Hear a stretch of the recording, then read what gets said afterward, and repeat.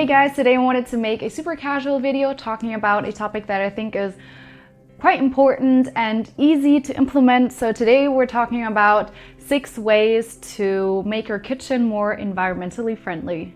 So if you guys are new here and don't know me, I'm Sylvia from Catchy Cravings, and I'd love to inspire you and help you master healthy eating and healthy living. So if that sounds great to you, then be sure to stick around and subscribe for more videos.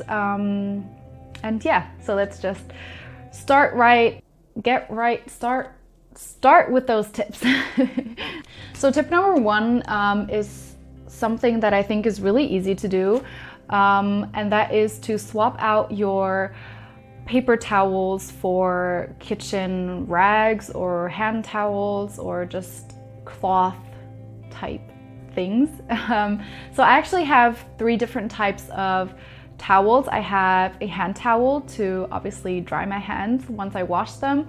Then I have a kitchen rag kind of to wipe down any surfaces, usually after every meal or after every time I cook. And then thirdly, I have a dish towel, I guess, or dish rag with which I dry down my dishes because I don't have a dishwasher. That's why I do need something to dry my dishes with. So having these cloth-based towels is really a plus for the environment because this way you're not disposing of paper towels each time. There's no need to purchase new towels every time, and you're not creating that waste each time. Instead, you're just purchasing that towel once in a while and then washing that in the washer and repurposing the towel each time. So I think that is a great and easy and cheap way to make your kitchen a little bit more environmentally friendly. And I do think this one goes a long way. I think scratching all that paper towel waste really does make a big difference. So I think this is my favorite tip. So tip number 2 is one that you hear all the time, and that is to skip the plastic wrap. Once again, this is kind of like the first one. We want to try to avoid those one use and throw away type of things. So instead of using the plastic wrap, you can use one of those fancy beeswax wraps. Those can also be repurposed a bunch of times, and the beeswax is supposedly antibacterial, so that is a great plus. I personally don't have one of those. Maybe I will get one of those in the future, but for now I try to place all my cut up veggies or fruit or whatever it is into containers. So just like the towels, it's something that I can wash and repurpose again and again instead of saran wrap that is thrown away. However, if you guys still have saran wrap in your household, I know I still do. Don't just throw it away without using it, because then it was just it was produced without having a purpose.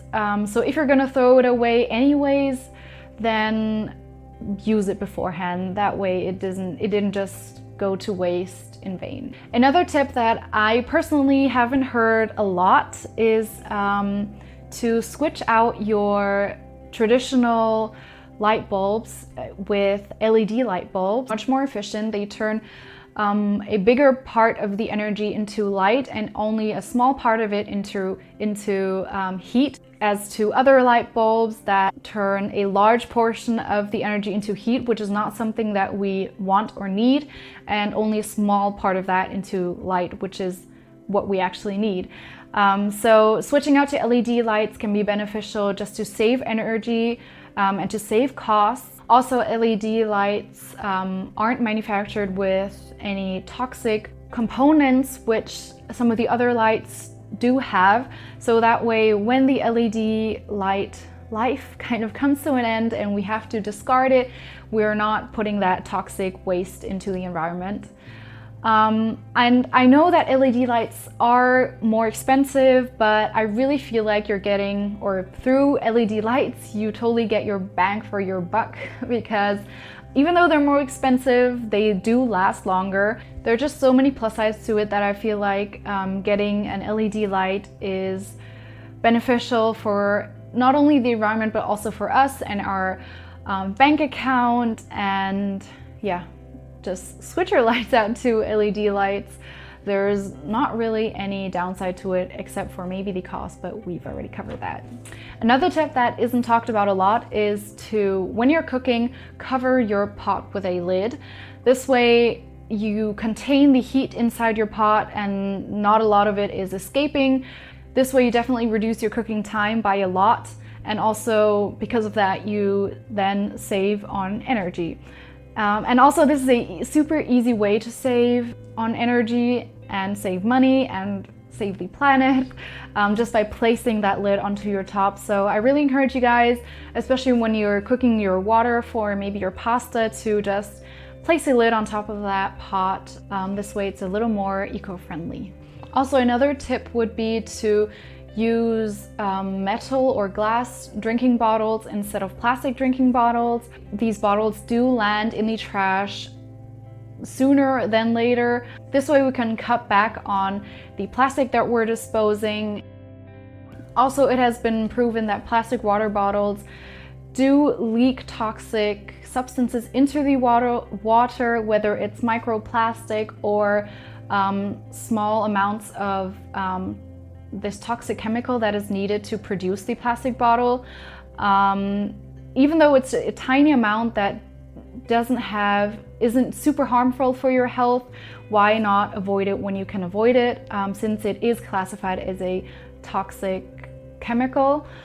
Also, if you're purchasing plastic water bottles, definitely only purchase bottles that are BPA free, because BPA is a chemical that is similar to the hormone estrogen, and because of that it can kind of mess up our hormone balance in our body. So BPA is something that we definitely want to avoid. Sadly, it is in a lot of plastic packagings, but water is something that it can transfer easily into. So I know that a lot of times the water bottles are BP free anyways, but make sure that it says that, and just all in all, try to avoid plastic bottles. Try to purchase glass or metal bottles. I will link my favorite down below for you guys. This is actually the second bottle I've purchased because the first one I lost at uni. Yeah, I lost. Yeah, I remember now. Then tip number 6 is something that I talked about in my minimalist cleaning habits video, and that is to clean with toxic-free products. Again, I go into more depth in that video, so be sure to click on that one if you're interested.